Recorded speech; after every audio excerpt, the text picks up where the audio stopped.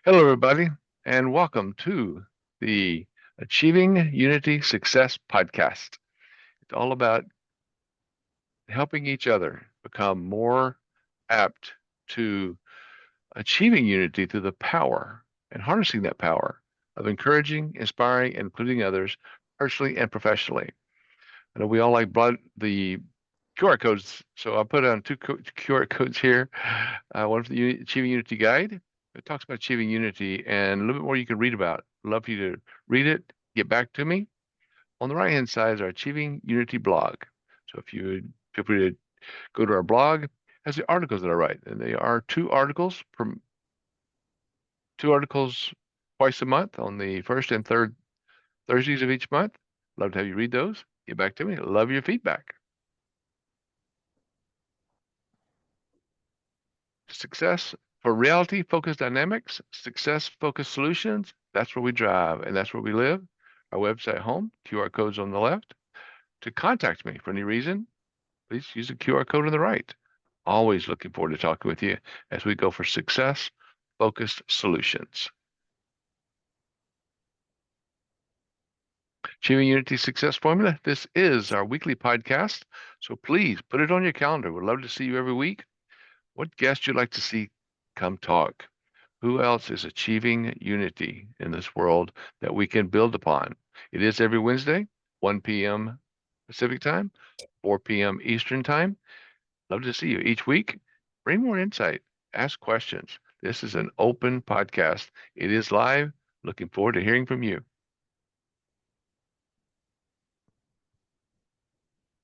We use proven compassionate strategies to help each of us resolve conflicts and building a lasting harmony in our home, our workplace, and our social circles. Are we tired of arguments, tension with others? Our 7-step roadmap helps each of us easily move from any kind of conflict to collaboration with ease. We want stronger connections, build stronger trust, learn communication tactics that unite you with others in mutual respect. Transform conflict into connection together by achieving unity. Unity inspires homes, shapes society, and transforms workplaces. We see in the day-to-day life there will be people that are struggling with relationship challenges, possibly parenting difficulties. These challenges in managing parenting time during or after divorce can hinder focus and impact our performance at work, at the office, in our social life. We need to be able to work better together. We need to turn that frustration into understanding. Sometimes you just feel like saying, "What the frustration?" We need to find value in our actions instead of reacting in anger. Because what is anger? Anger is nothing more than actions not gaining effective results. ANGER, anger, actions not gaining effective results. We need to work toward ending that anger. There is no value to anger. Have you ever been proud of anyone that was angry? Me neither. Life does happen in every relationship, from personal relationships to professional relationships, from parenting time and part to part, from parenting time to partnerships in the bedroom and the boardroom and every room in between. We can learn to embrace challenges and encourage a more inspired and inclusive future. You'll see more about the EII, encourage, inspire, and include others, in my podcast. If you look at in my newsletter, if you look at the blog address I sent earlier, QR code. It's one vision, one goal, achieving unity in every area of life. What's our call to action? Let's ditch the drama. Let's get stuff done. Hit us up. Let us know. We'll show you how to turn your life from a dumpster fire to a well-oiled machine. And some of us may not think it's a dumpster fire, but the flame is still too large. We need to minimize that decision fatigue. Reduce that time searching. Reduce the time that we spend searching can help us, each and every one, participate in a smoother and more efficient process. Contact me today, Reality Focus Dynamics, www.realityfocusdynamics.com, or call me 303-362-8733, which is the same as 303 Focused, Reality Focused. There's also a QR code. Please get in contact with me today.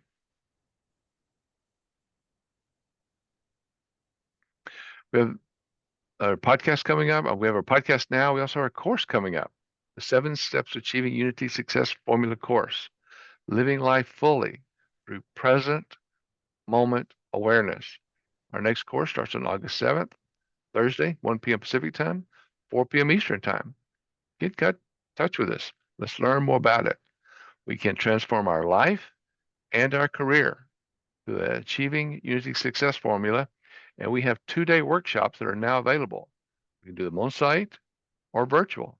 Contact me today, because by caring, helping, and including others, we can achieve a deeper sense of unity and connection at home, within our families, at work, and socially.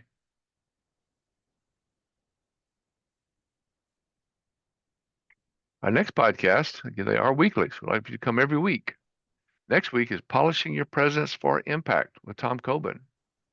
On May 7th, the Asian Pacific Islander Month with John Chen. May 14th, Business Ethics in a Multicultural Environment with Alan Gatlin. Me and My Brand and Why by Mariana Lead. That's on May 21st. And then Relationships in a Virtual World by Robert Butwin. That's coming up on May 28th. All of our June podcasts will be about fathers, dads, and working as parents, as in the male process of marriage and parenting, because we want to remember the best parent is both parents. So as I say that, in August, all 4 podcasts will be about moms and mothers and women's value that they have brought to the world today. So remember, all of June is about dads and fathers. All of August is about moms and mothers. Please schedule that and come back and see us. Today, I am honored and thrilled. Now, Larry and I've talked to each other through the internet, a little bit of emailing, but I'm just honored to be able to talk with him today, one-on-one in person. Larry Hagner is the founder of the Dad Edge, an organization that empowers men in fatherhood and in marriage. His Dad Edge podcast, featuring interviews with notable figures, has garnered over 40 million downloads.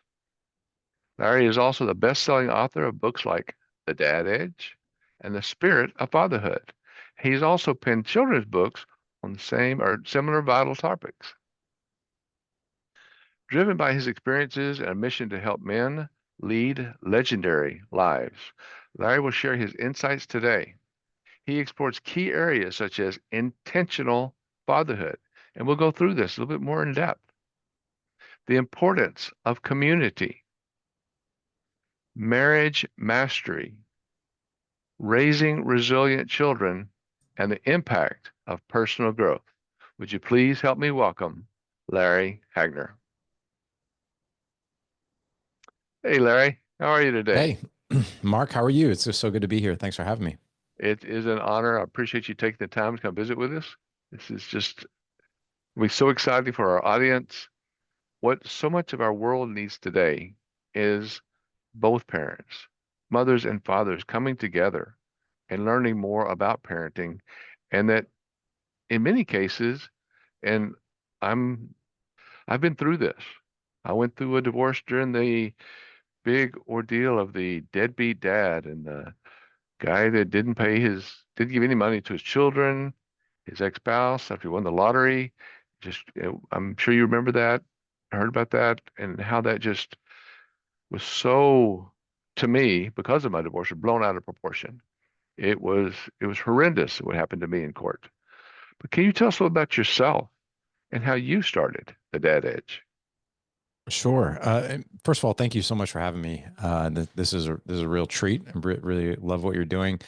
Um, I think my story probably started when I was a kid. It didn't really necessarily start when I was a father, I think, but it started when I think my mom and dad were married. My mom and biological father, and they got married in I think 71, and they were married for about 4 years, and then they had me in 75, and then I think it was about I don't know within a year, my mom and dad's divorce was final, and it was pretty bad. Sorry. So my dad left, and and that was it. I never knew him, and I didn't have a father as far as I was concerned. I didn't know of one, had no recollection of one, and kind of a really funny, interesting story. Like so, when I was 4, I was in preschool, and I remember I think that was kind of like when I remember very little at that age, but I remember a couple of things. Number one being I remember men coming to pick up my friends from preschool, and those were dads. I'm like, okay, that's a dad. They some wear suits, some wear jeans, but they're dads, and that's we don't have one. And that was fine because like in my 4-year-old mind, I was like, well, I guess my mom just hasn't found our dad yet. So she'll find him eventually. Like he'll come around. And so it was like I don't know, it was in between the years of 4 and 5 years old. I'll never forget my mom actually told me one day, it was on a Friday, she was like, hey, I'm gonna have a friend over for dinner tonight, and I really want you to meet him because I really like this new friend of mine, and he's a very special friend, and I think you'll get along with him great. And that was my mom's way of telling me I've been dating somebody I work with, and it's time for you to meet him. So Yeah. up until that point, like the only man I ever saw in my house was my grandfather, who is an incredible father figure in my life, but he was grandpa, he wasn't dad. So when this man walked in, and he was in his 30s, and he was wearing a three-piece suit. Like I'm talking the vest, double Windsor tie. It was 1979, and Wow. he was a data software engineer for Citi at the time, and brand new company at the time. I think it went under, but basically Citi Corp. And my mom worked there. He worked there, and they had dated for a while. And then I met him, and I will never, ever, ever, ever forget this man walking in my house because it was a feeling that I got. This guy walked in, he's wearing this suit, he's got a briefcase, he's got a mustache and like this feathered hair and like looks super professional. And I just remember like looking up at him like, whoa, like that's a man. Like that's a dad. Like these are the dads I see at my friend's school. So I shake this guy's hand and I'm just beaming. And the first thing I ask him is, are you going to be my dad? Like literally, like I'm just beaming. And this guy just Yeah. like, I think my mom actually gasped. Like she's like, like, when she heard that. And then he just awkwardly laughed. I still remember he shook my hand. But that was, I think my mom kind of like took that as a sign. And like within 6 months, they were married and he was moving in. And they were together for 6 years. And I will tell you, the first year was awesome. First year was so cool because like I was like, man, like this is great. Like we're a family. Like we got a dad, we got a mom, we got a dog. Like it's awesome. Like we're taking vacations together. Like we're having dinner together. This is so cool. And then after like a year, I think reality kind of set in. And that's when like my dad started drinking a lot. And I call him dad because he actually adopted me. I didn't know my other dad. And Right. he was very abusive, beat up my mom a Mm, lot, beat I'm me up a sorry. lot. Oh, it was what it was. It's your story, and but that was my experience with a dad. I was like, wow, like, man, dads hit hard. It's like kind of growing up like that. But their relationship got really toxic and really bad. And then when I was 10, they got divorced. He moved out. I've never seen him since. And Wow. yeah, kind of crazy. And then so right around 10, 11, 12 years old, I started asking questions. I'm like, wait a second. I'm putting pieces together. I'm like, this dude didn't come around until I was 4. Like, where did I come from? So I asked my mom and I'm like, hey, th- where did I come from? Like, who's my dad? And she was just like, yeah, that's a long story. And then she told me, she's like, yeah, I was married before. I'm like, what? Yeah, you have a whole other dad. I was like, wait, what are you talking about? Like, my last name wasn't even my biological last name. Like it was my still to this day, Hagner's my adopted name. And I was like, wow, there's this whole other person out there that I don't even know. Well, as karma would have it, when I was 12, I accidentally ran into him. I met him. And Accidentally. yeah. You want to hear the story? Sure. Okay. I'll make it kind of quick. So, I'm 12 years I old. think this adds to your story, Larry. Oh, I'm enjoying what you're saying, and what you're telling is so true for so many people. Please continue. yeah. I appreciate that. So I lived in, just outside of St. Louis growing up. And, St. Louis is a big small place. If you don't know somebody, you might know somebody who knows somebody, but it's not like you Right. walk out of your house and people know who you are type thing. But anyway, so I went up to the local civic center, which was like, a rec center to play basketball with one of my friends over Christmas break when I was 12. And I knew my dad's name. That was all I knew. That was it. And I was getting a basketball from the front desk, and I heard the guy behind the counter. He looked over my shoulder and saw this person walking up behind me. He goes, "Oh, here comes Mrs. So and so with the hockey payment." And I heard the last name, and it wasn't a common last name. And I was like, "That's really." I was like, "You said she's coming up here to make a hockey payment for her husband?" He's like, "Yeah, her husband plays hockey up here." I go, "What's his name?" She said Larry, and I was like, "That was my dad's name." And I was like, whoa. I was like, my dad's first and last. Whoa. So I was like, this could be my dad's wife. So a buddy of mine, he heard everything. He's like, what are you gonna do? I was like, I'm gonna go talk to that woman. So she came up, gave her check because my dad played hockey up there, and I went up to her, I tapped her on the shoulder. I was like, excuse me, and she like turned around. She's like, yeah, yes. And I was like, are you married to a guy named Larry? And she's like, yes. And I go, is your last name Boyd? And she's like, yes. And I go, I think your husband's my dad. And she, like, I was just a 12-year-old curious kid. And you Wow. just saw her face go. She looks at me, she goes, "Oh my God, are you Larry?" I go, "I am." And she's like, "Yeah, sweetheart, I am married to your dad. Would you like to talk to him?" And I was like, "I would love to talk to him." So we went around the corner, payphone. It was in 1987. And she puts a quarter in and she goes, "Hey, I just want to let you know I'm up at the rec center and I just made the hockey payment. I just ran into your son. He wants to talk to you," and just handed the phone.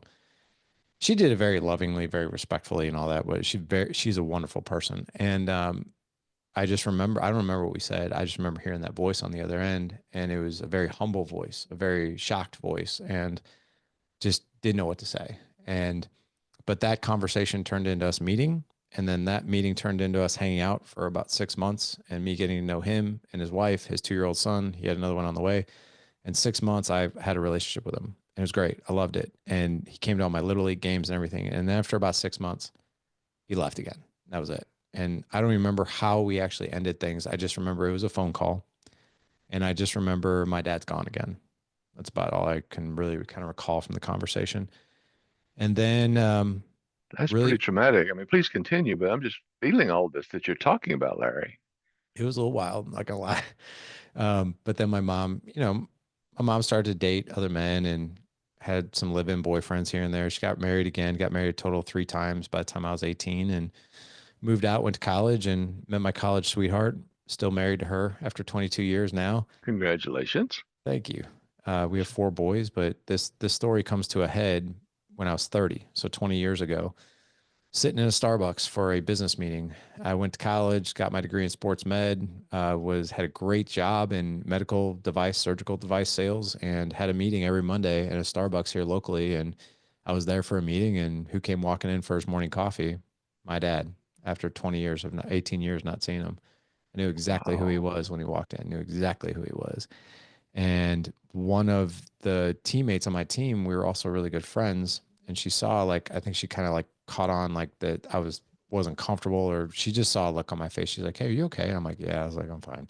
She's like, "No, seriously, you all right?" And I was like, "You're not gonna believe this." I was like, "But my father just walked in here." And she's like, "What?" And she kind of knew the story. I was like, "Yeah." She's like, "Where is he?" I was like, "It's right there." And she's like, "Oh my gosh, like, what are you gonna say?" And I was like, "Not gonna say anything." And she's like, "Well, wait a second. You're gonna let your dad walk out? You haven't seen him in 18 years. You're gonna let him walk out of here?" I was like, "Yeah." I was like, what are we gonna talk about?" So she didn't say another word. She just got up and went over to his table and sat down with him. And I was like, Wow. yeah, I was like, what is she doing? So then I couldn't hear him because he was about 25, 50 feet away, give or take. But I saw this whole conversation unfolding and I didn't know what was being said. And I was like, do I just leave? Like, what do I do here? And then my dad started looking around for me, and then our eyes locked. And I was like, oh my God, he's coming over here. He got up humbly, took a deep breath. I make him sound like a bum. He's not. He's a very successful business owner. shook my hand, came over. He's like, "Hey," he's like, "My gosh," he's like, "How are you?" And I'm like, "I'm fine. How are you?" Like I wasn't nice, but I wasn't cold. I was just sort of like indifferent. And then he's like, "Are you married? Do you have kids?" And I caught them all up and everything. And then that turned into a breakfast, which then turned into me re-meeting his family and him meeting mine. And here we are 20 years later, and we've got a relationship. And he's the grandfather of my four boys. He's still married to the same wonderful woman he has been for 46 years. Actually, I think 47 now. And I have two younger half brothers that I'm super close to. But Dad Edge got started. Wow. Yeah, Dad Edge got started because 6 years later, after having my first son, I spanked my second born, and I swore that I was never going to hit my kids out of anger. And that moment turned into what is now Dad Edge because I was like, not on my watch. I ain't doing this. I am not going to wing this. I got to figure this one out. And that has been, I've been doing this now for a decade. And that has been the quest of relentlessly learning every possible thing that I can muster to create a connection with my kids, with my wife, to create this just an unbreakable family. And it's been a journey. That sounds like a tremendous journey, and congratulations to you for the steps that you've taken. And some of the things that you were saying, Larry, I heard shock because that's if I would have been in that same situation, I would have been shocked, especially to see your dad again after what you say 18 years at a Starbucks. All of a sudden, I would have been shocked. I wouldn't have known what to do. I think you handled that well. I think what you did going forward, still being part of the family and growing that family, I don't know everyone can do that. That speaks highly for you. And I'm thinking some of what you teach through the Dead Edge. Am I right? Yeah, it's basically it's all the wisdom that we get to learn through the podcast, through books, courses, experts, all these great lessons that quite frankly, like nobody teaches you growing up. They don't teach you this kind of stuff in school or anything like that. So yeah, it's really just been a mission, a movement, and a quest of, just understanding and never relenting when you're trying to learn more. And I think that's so true that that strength and we work in the same directions. As I mentioned earlier, I have fathers coming in June, mothers coming in August. I'm very strong with the late Dave Levy, who built the Children's Rights Council out of Washington, D.C. And I was part of that process.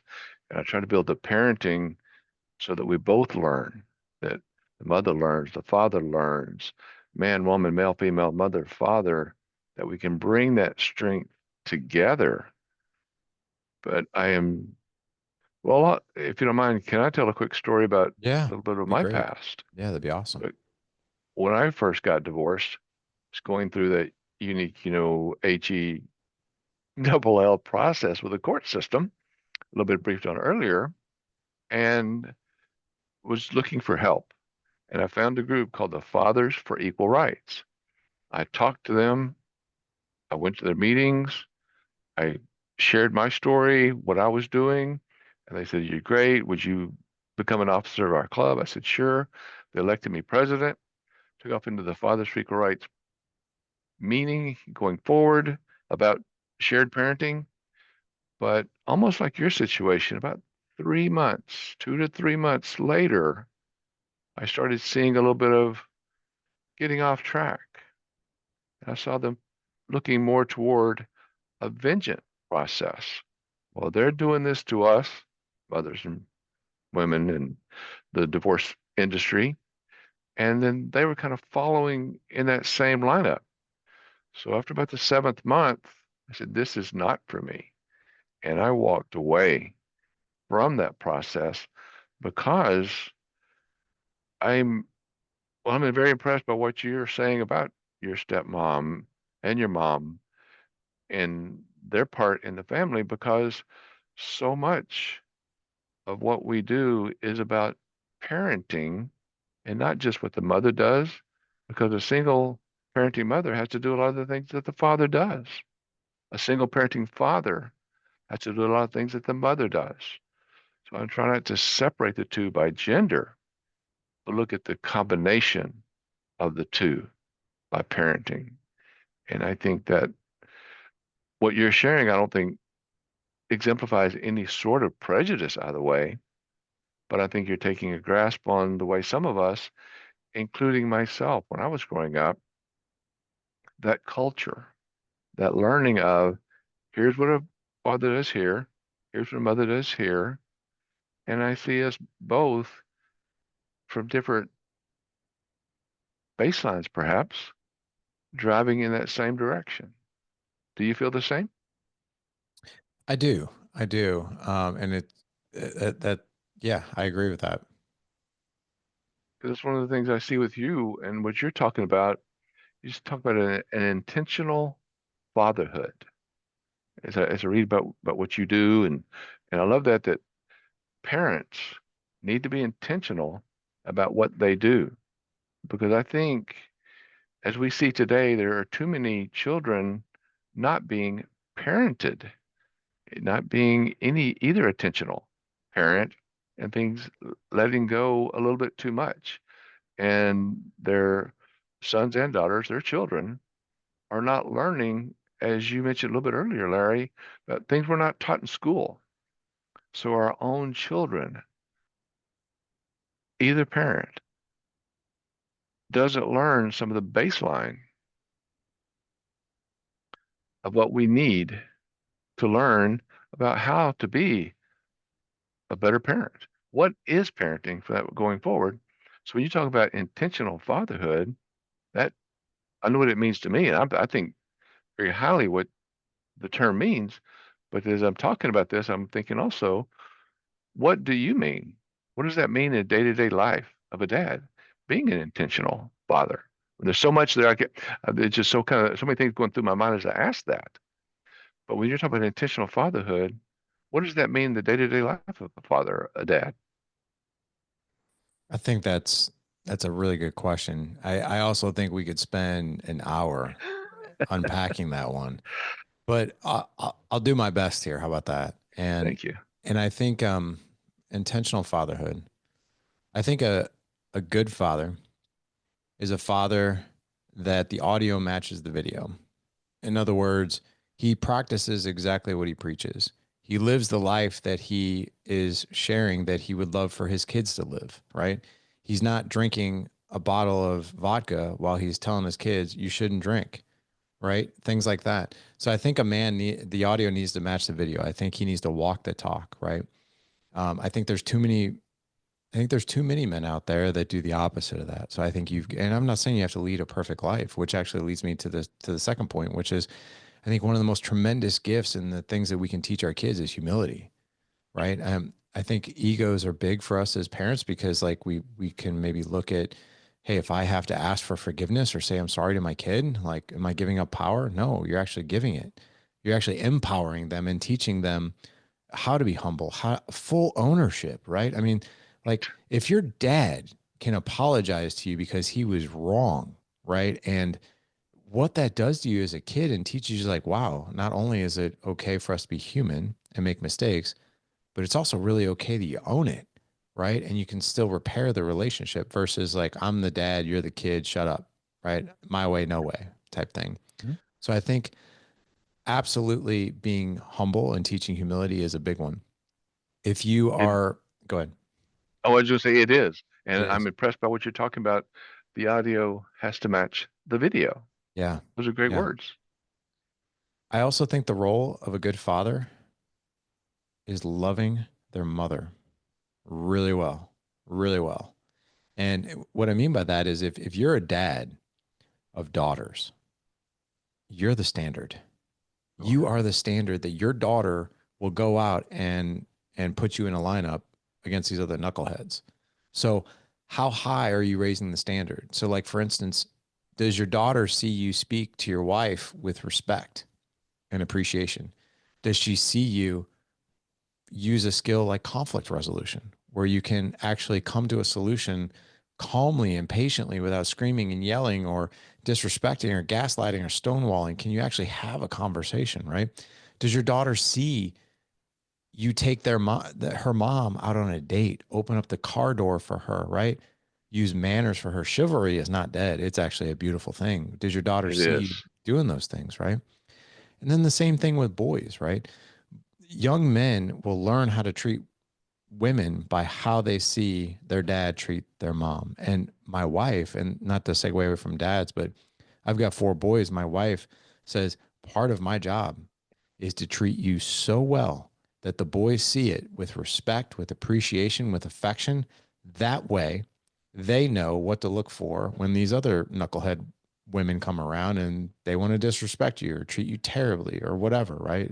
We have no we have no tolerance for that. So I think when the other thing too is I really think an interested dad who's genuinely interested in the lives of their kids, not going through the motions, not checking the box. How was school? Do you have homework? When's practice? No, no, I'm not talking about that. I'm talking about like, hey man, tell me what do you see? Who do you see in your life as a really good friend and why? Right? Or like, Right. hey, talk to me about a situation that you might have been in at a certain time where someone wanted you to do something and you didn't want to do it. How did you respond? Like what was going on for you? Like those types of conversations where there's so much depth. Like so right now, right now as you and I are recording, in the month of May, I dedicated our Friday show because we do a show every Friday, every Monday, Wednesday, and Okay. Friday. We do a Friday show, just a solo show, just me, and I dedicated the entire month of May to this Netflix series called Adolescence. I don't know if you've seen it or not. I have not. It will blow the doors off you. Basically, it's Okay. I don't want to spoil it because I don't know how many people are in your audience, but I did an entire podcast on that. But basically, what it is it's a horrific thing that a 13-year-old boy does. The dad never sees it coming, who's the dad of the son who does this horrific thing.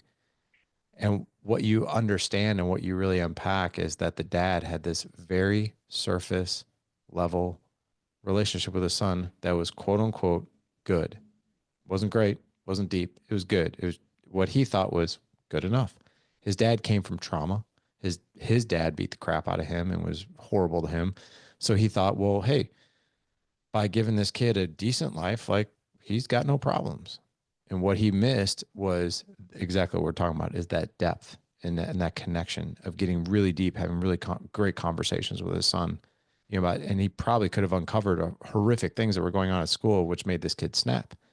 So Which involved his mind. Sorry to interrupt you, but yeah, what's going on in there is impacting that child's mind in their growing up. And so that superficial, I can't remember what you called it, but that just touching on the top wasn't going into the depth. So the child was learning anything. right, Everything was just words and no vision, right? right, yeah, it was just, and it was, if you really watch the documentary or I mockumentary, will. it's a it was almost like a scorecard. Like, hey man, how's school? Grades okay? Okay, good. It's like, okay, we're checking, we're basically just checking critical markers here, okay? And if these things are good, we're good. Versus like, why is he spending so much time in his room on his phone? Like what's happening in there? Maybe I maybe I need to go have a conversation, make sure he's okay, right? But so I think a really good dad is someone who is very interested, who's not in the kid's life, but like is in their kid's life.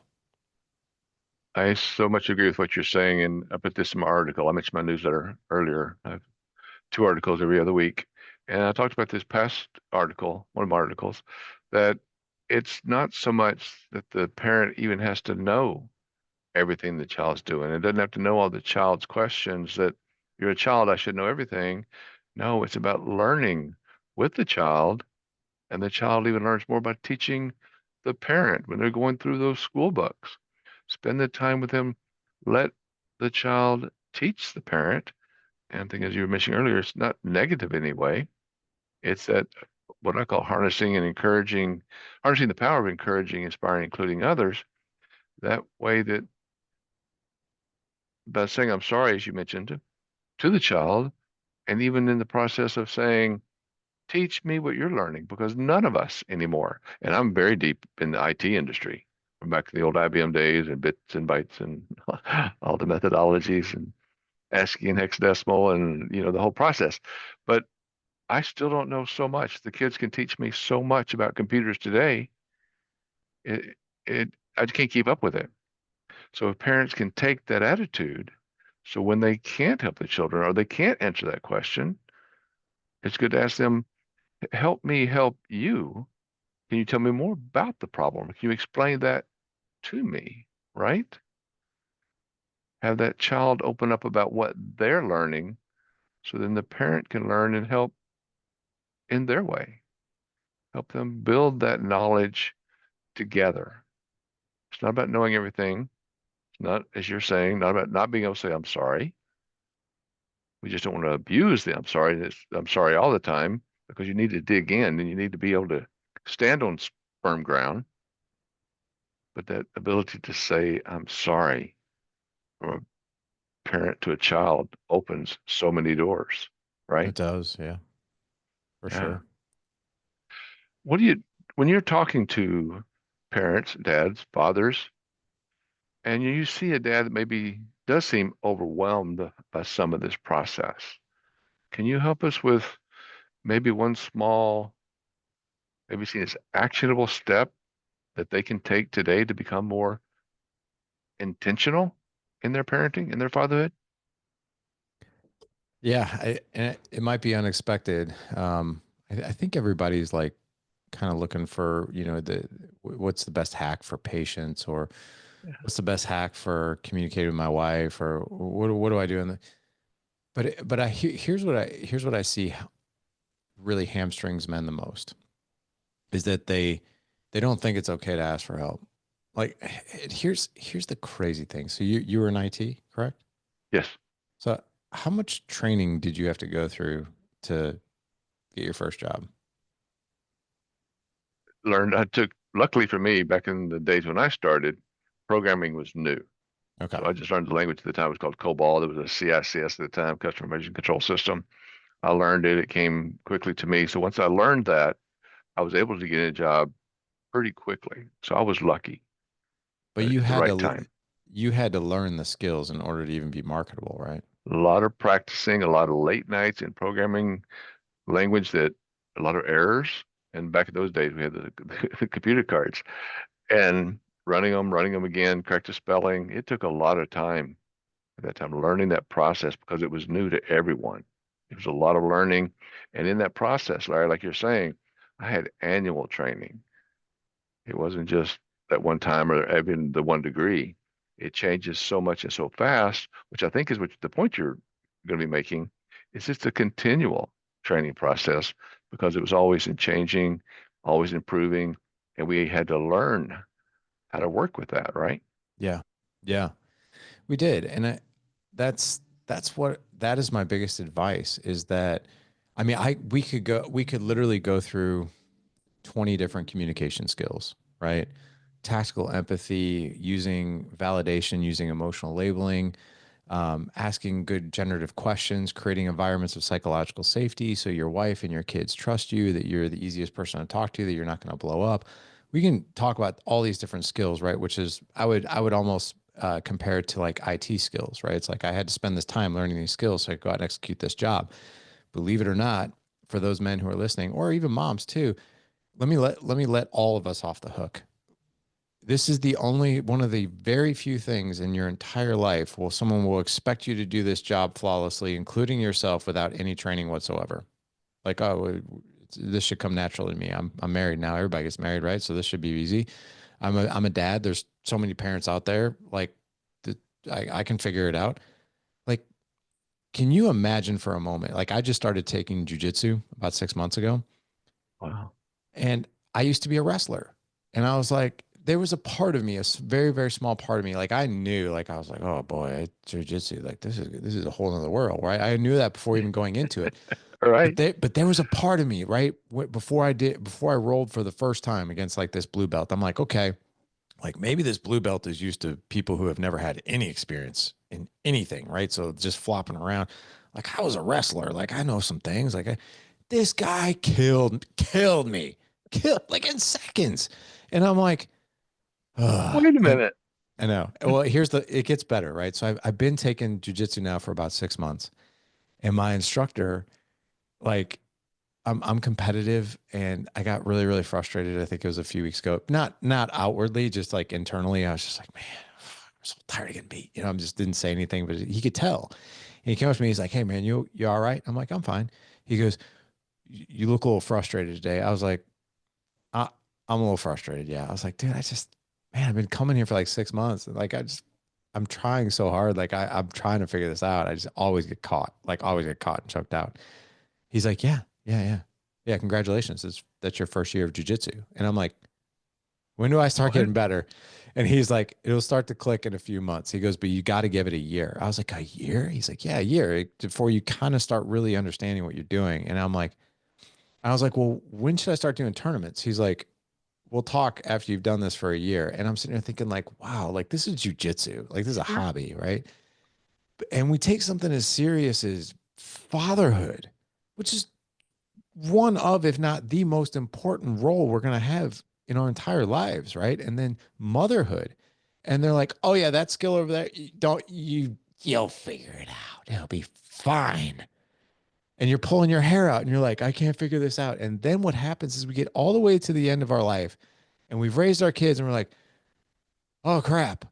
I probably should have learned a few things along the way because I probably would have made my life a whole lot easier. I wouldn't pull my hair out. I would have been so frustrated.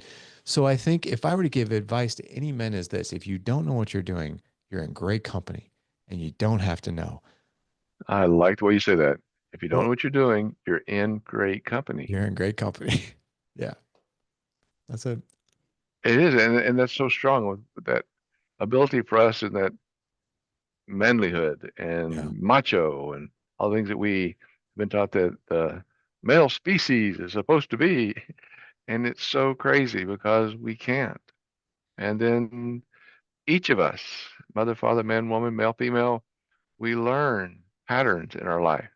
And it's because of a lot of times way we learn from our parents, school, high school, senior level school, friends, television, that we learn from other relationships and we take it with us. Yep. We don't a lot of times realize that I acted that way or learned to act that way because of the situation I was in. But today can be different. Today can be better because I've learned more, hopefully. And this next situation, this next person, I can make it better. Don't wait for them to make it better. Do what I can to make it Yeah. better. Right? Yeah. Yeah. You And also talk about leading with love and strength. And I like the way you talk about that. Leading with love and strength. What does that look like in the context of marriage? And as you're talking to to the other fathers and the men, leading with love and strength, what does that look like? the way I really look at leading with love is a lot of people will say, well, I love the other person, right? And I think that's great because it's a feeling that we have. But what do we do to fortify our relationship? What do we do to make it like bulletproof, right? How do we strengthen this bond and this connection that we have, whether it's in our marriage, whether it's within our kids, family, whatever it is? So yes, I'm like, of course I love my kids, right? And of course I love my wife. But what I'm really interested in is on a daily basis, where are the opportunities that we can strengthen our relationship? Where are the opportunities that we can have more depth? And I'll give you an example. Yeah, man, this made me feel so good. And trust me, I don't have great days every day. I get humble pie in my face pretty much every day to some degree. If you're a dad and you're not getting humble pie in your face, you're probably not getting your hands dirty enough. But so I was before this podcast, I've been podcasting all day, which is probably why my voice is almost gone. But I decided I had 30 minutes before this podcast, and we've got this 1/3 mile like walking trail right around our house. And my oldest son, who's 19, was coming home from school, and he honked at me, and I looked at my phone. He's like, "Hey, can I come out and walk with you?" And I'm like, Yes. and I was, it's just. it didn't surprise me because that's just he always does stuff like that. But it did take me back for a moment and really seat me in the seat of gratitude. I'm like, I have a 19-year-old son who's a senior in high school who could do anything with his time right now. He just got off school. He wants to be done with school. He could be at the gym with friends, his girlfriend or whatever. And he's asking if he can come walk around the walking trail with me. And then we did a Instagram like live video and I was like, "Hey, do you mind if we just make a video?" He's like, "About what?" I was like, "I don't really care." I was like, "I'm not." Yeah, and we always say that. I was like, "There's no script. None." I was like, "I just want to talk." And I just popped it up and I was like, "I just really appreciate you coming on a walk with me. This really made my day today." And then he was like, "Well, I really appreciate talking to you because it makes my day." And then we just had like this moment.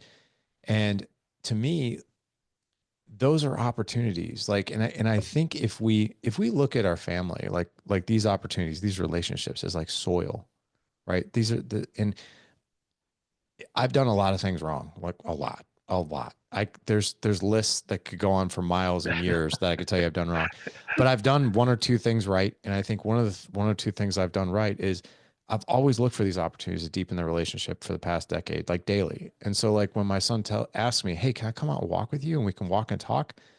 It surprises me, but it doesn't because we have done that so many times. We put those reps in so many times, those moments, those conversations, and those my son he knows that I am genuinely interested in his life. I'm not checking any boxes, and I think that the ROI that comes back to you is when your kid texts you out of the blue, "Can I come walk with you?" And I'm like, "Oh my gosh, of course you can." Like there's nothing in the world I'd rather have than that. So yeah, when we look for opportunities to strengthen and fortify, I think we find them. I love that you're saying that because the words looking for opportunities, because there's too many times, and I can only imagine how busy you are. A lot of us, very busy. I'm going to go take a walk to think about something, but yet your son calls you, "Can I walk with you?" Absolutely, son or daughter, and just, "Hey, can I walk with you? Please." I mean, I'm excited you pulled out your Instagram. Let's videotape this. No script. Let's talk about how we feel, what we're doing. Let's talk about life. Because too many times we skip life.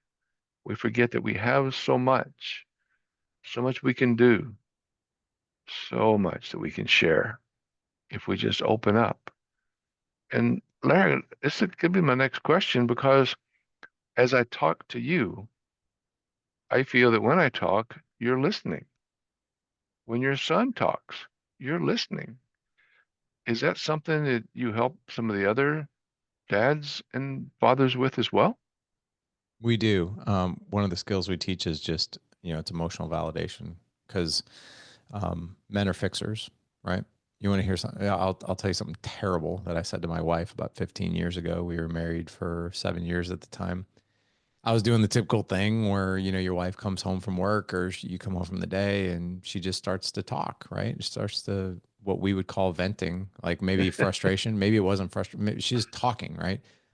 And I was a total idiot for like the first 10 years of my marriage, but it really hit me I said something to her 7 years into our relationship because I would always give her advice. Always.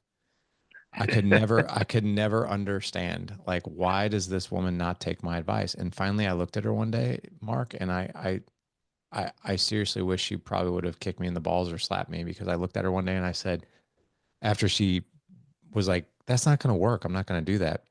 And I looked at her and I go, "Why don't you ever take my advice?" And she goes, "Well, I do sometimes." And I was like, "Listen, from now on, okay, if you don't want my advice, don't talk to me."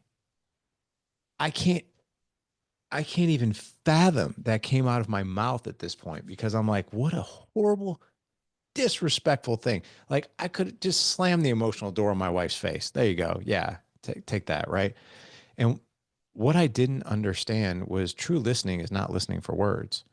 True listening is connection and it's validation and it's just creating space for somebody. And you don't have to solve a thing most of the time, unless you're asked, right? So like when my wife talks to me about like a horrific day that she had or something like that, I just sit there and I listen and I just validate. I'm like, oh man, like that's that sounds insanely frustrating. I don't know what I would have done in that situation. Tell me more about that. Like what happened next? And that's it. Just get really curious, really appreciative, ask questions, validate. It's actually easier. You don't have to solve the world's problems, No. and you get a better connection with your wife and your kids. Your kids the same way. Mhm. So yeah, I wish I would have known that early on. But yes, we teach men. That's one of many skills is emotional validation. Number one, it's an easier thing to do in the moment. You can actually listen. Your wife will be way more attracted to you because she's like, oh my gosh, like this, he's listening, like he's really listening. And you're gonna elevate your intimacy because of that, your connection with each other. That connection. That's exactly right. And that listening. Because Yeah. there's on the little funny story, there's times that people, you say things and they don't listen. And we don't listen. I don't listen. But it's one of those that, didn't we talk about this? Well, where were you when we talked about this? Where was I when we talked about this? It's not, I have another article in there. So I get the you out of here. But too many times in our statements, it's always you this, you that. They get Yeah. the you out of here. Let's talk Get the about you out of here. us. Yeah. Yeah. And that ability to listen and retain is very valuable in that process. And as a practical strategy that we can use to, back to what you said earlier about, we are our children's best teacher, because the more that we do well, being a gentleman, being supportive of the spouse, they're going to pick that up because that will be their norm. And back to the listening and and talking and sharing with each other, that helps each of us, mothers, fathers, children, male, female, to be able to foster that emotional intelligence in ourselves. And again, it goes to our kids because we watch people that have problems with that. We see that their children have the same problems because so much of what we do, we would be repeating things here, but so much of what we do, our children will do because that becomes the norm for them, right? Correct. So, how do you think your childhood experience kind of shaped some of your perspective on this legacy that I feel that you've done and what that will do for your sons? How did your childhood experience shape that perspective, this legacy that I feel that you're creating? How do you think that will foster with your sons, your children? I yeah, I always really try to put my humble hat on that one because like I really hope that things work out really, really well for my kids. You know, I'm getting breadcrumbs and glimpses, especially with my older guys, that they're just they're way better young men than I ever was or probably ever even will be.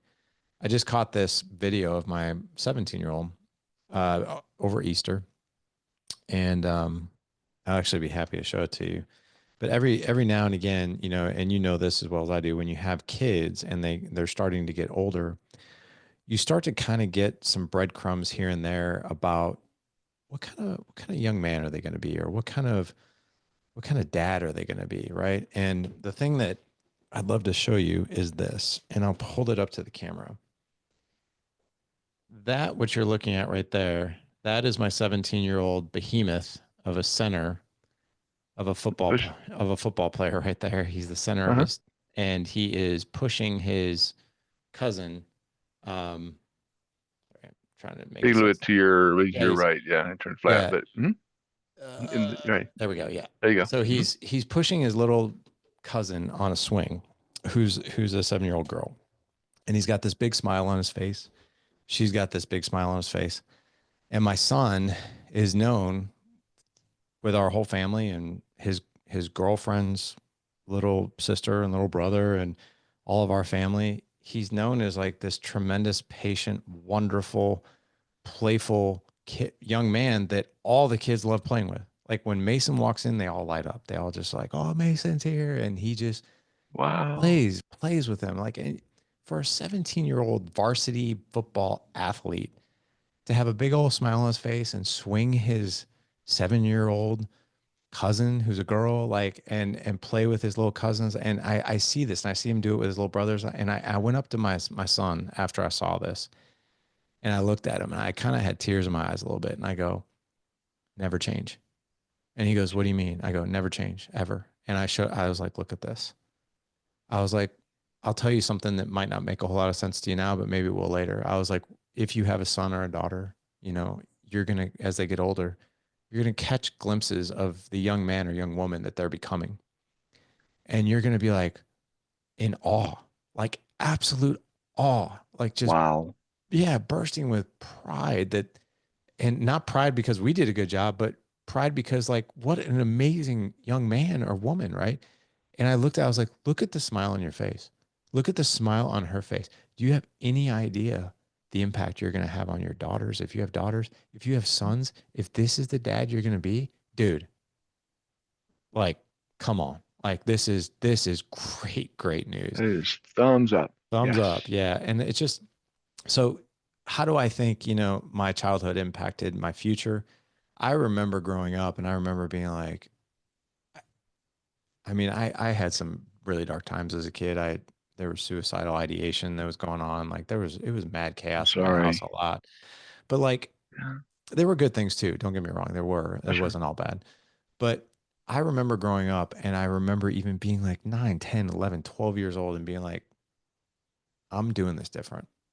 When I'm a dad, when I have a family, I'm doing this different. I didn't know what that meant at the time, but I was like, I was very motivated that my kids were going to have a different experience.